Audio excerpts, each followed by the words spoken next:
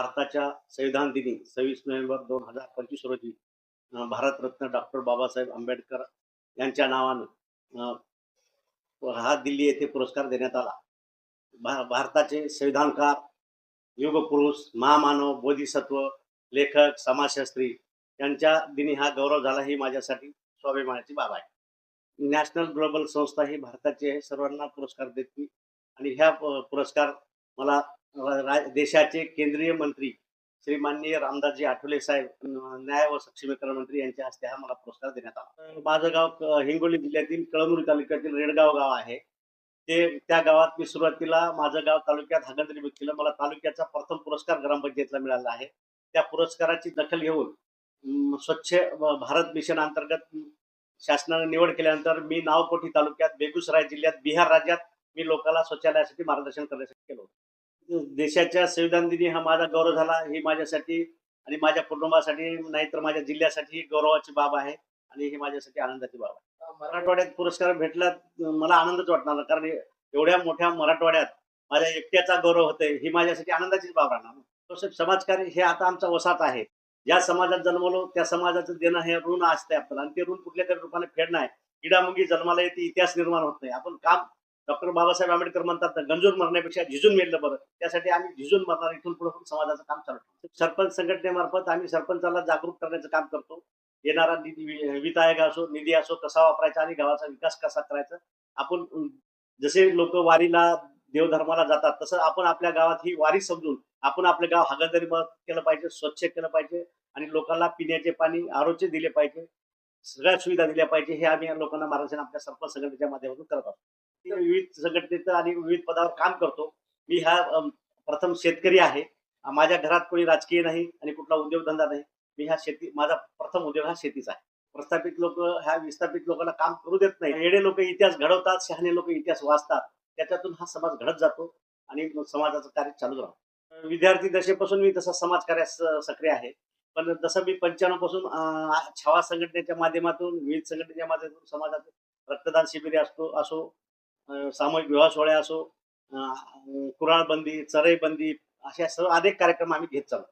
त्यासाठी आनंदाची बाब आहे. माझ्या मित्र परिवार सगळे सोयरे यांच्यासाठी आनंदाची बाब आहे. काल मी दिल्लीहून आल्याच्या नंतर जागोजाग विमानतळ असो, रेल्वे स्टेशन असो, बस स्टँड असो, रस्त्याने जाते इतर सर्व सामान्य जनतेचा एक प्रेमाचा हा वर्षाव आहे आणि त्यांना वाटते की आपल्या माणसाला कुठेतरी भारताच्या सर्वोच्च ठिकाणी हा पुरस्कार होते, सन्मान होते, ही त्यांच्यासाठी सुद्धा आनंदाची बाब आहे. म्हणून हा माझा सत्कार. आठवले साहेबांकडे बोलणं काही तेवढं झालं, पण त्यांना आम्ही सांगितलं की आमच्या मराठवाड्यात या, आम्हाला एखादा कार्यक्रमाला वेळ द्या. आम्ही त्यांना बोललो, पण ते खूप घाईत होते.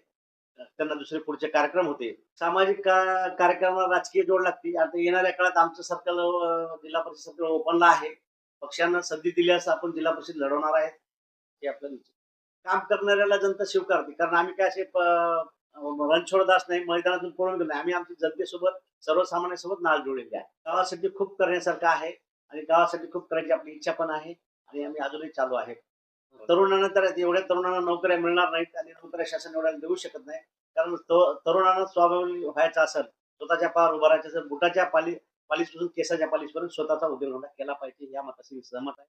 ग्रामीण भागात खूप काम करण्याला संधी आहे, पण लोकांच्या शहराकडे लोंढा जास्त येतो. तर कुठेतरी थांबला पाहिजे, कारण शहरात कमी पैशात लोक काम करायला तयार आहेत, पण ग्रामीण भागात जास्त पैसे मिळून सुद्धा काम करायला तयार आहेत. हे कुठेतरी थांबलं पाहिजे आणि शहर झपाट्याने याच्यासाठीच वाढते. चांगले लोक, चांगले कारागीर, चांगले कामगार ते शहराकडे येत आहेत. त्याच्यामुळे खेडे थोडे वस पडत चालले. ते खेड्यात कुठेतरी हे थांबलं पाहिजे आणि आपल्या माणसाने खेड्यात उद्योग केले पाहिजे. खेड्यात खूप संधी आहेत काम करणार. समाज कार्यकर्ते सांगितलं असतो आम्ही साहेब, आपण कुठं तरी आपण हे तुकाराम महाराजांच्या म्हणीपुरात तुकाराम महाराजही म्हणले होते की आता तेव्हा तुकाराम महाराज म्हणत होते, बोले तैसा चाले त्याची वंदावी पावले.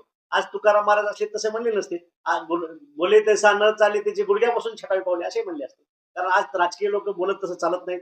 दरवर्षी 2 करोड नोकऱ्या देण्याचे आश्वासन दिले होते, एक तरुणाला नोकरी लागली नाही, एक उद्योग आला नाही. तर हे कसे राजकीय उदासीनता आहे. राजकीय लोकांनी तरुणासाठी उद्योगधंदे उभे केले पाहिजे. त्यातल्या त्यात आमचा हा हिंगोली जिल्हा महाराष्ट्रात सर्वात छोटा जिल्हा आहे. 3 विधानसभा मतदारसंघात जिल्हा आहे, कुठले उद्योग नाही. त्यामुळे तरुणाला दिशाहीन तरुण आहे, त्यासाठी तरुणाला उद्योग देण्याचा हा आमचा पुढचा प्रयत्न राहील. पुरस्कार हा इतकी काही सोपी गोष्ट नाही. ते आता सामाजिक न्याय सक्षमीकरण विभागामार्फत चौकशी होती, त्याचा सर्वे केला जातो आणि त्याच्यात नाव गेल्याच्या नंतरच तुमच्या नावाची निवड होती आणि त्यांनी आपल्या समाजासाठी आपलं कार्य चालू ठेवावं आणि कार्याची दखल आपोआप घेतल्या जाते. तुम्ही काम केलं तर तुम्हाला 100% सर्वांनाच पुरस्कार मिळेल ही माझी सर्वांसाठी शुभेच्छा राहतील. ज्या समाजात जन्मतो, ज्या समाजात राहतो त्या समाजाचा ऋण असते. समाज आरक्षण, स्वराज्य आणि सक्षमीकरण, समाज सक्षम झाला पाहिजे. त्यासाठी समाजानं सगळ्या तरुणांनी सगळ्यात अगोदर शिकलं पाहिजे. शिका, संघटित व्हा आणि संघर्ष करा. कारण अन्याय सहन करायचा नाही. सगळ्यात अगोदर आपल्यावर होणाऱ्या अन्यायाला आपण वाचा फोडली पाहिजे. डॉक्टर बाबासाहेब आंबेडकर म्हणजे वाचा नाही फोडणार त्याला न्याय नाही मिळणार. आई वडिलांनी तर साहेब आपल्याला जन्म दिला, आपल्याला घडवलं, सर्वसामान्य अशिक्षित आई वडील असून त्यांनी आपल्याला घडवलं, इथपर्यंत पाठवलं आणि त्या पाठवल्यामुळं आणि आपण शहरात शिक्षण घेतल्यामुळं या पुरस्काराला पात्र ठरलो. त्यासाठी आई वडिलांचे, माझे सगळे भाऊ बंधूचे सगळ्यांना माझ्या खूप खूप शुभेच्छा, कारण त्यांनी माझ्या पाठीमागे खंबीर उभे राहिले. सर मला आनंद अश्रू आणि माझं हृदय भरून आलं की आपल्या भारताच्या सर्वोच्च ठिकाणी आपला सन्मान होतोय, ही माझ्यासाठी आणि माझ्या कुटुंबासाठी आणि माझ्या मित्र नातेवाईक सर्वांसाठी आनंदाची गोष्ट. मला या पुरस्कारासाठी सर्व राजकीय, सामाजिक आणि नाते गोते मित्र परिवारातून शुभेच्छा दिल्या, त्याबद्दल मी सर्वांचा खूप खूप आभारी आहे आणि ऋणी आहे. इथून पुढे मी माझ्या हातून समाजाबद्दल, इतर कार्याबद्दल कुठेही लोकांचा अविश्वास जाऊ देणार नाही आणि त्यांच्या विश्वासाला तडा पण जाऊ देणार नाही. त्याबद्दल त्यांच्या शुभेच्छा मला मिळाल्या, ते मी त्यांचं ऋण कुठल्याही शब्दात व्यक्त करू शकत नाही आणि फेडू शकत नाही. तरी पण त्यांची ही इथून पुढे सेवा सतत चालू राहील आणि त्यांनी मला आतापर्यंत दिलेल्या शुभेच्छाच्या वर्षावाला मी सगळ्याच्या प्रत्युत्तर तर देऊ शकत नाही, पण त्यांचे आभार मानतो आणि त्यांचे ऋण व्यक्त करतो. जय हिंद, जय महाराष्ट्र, जय भारत, जय संविधान.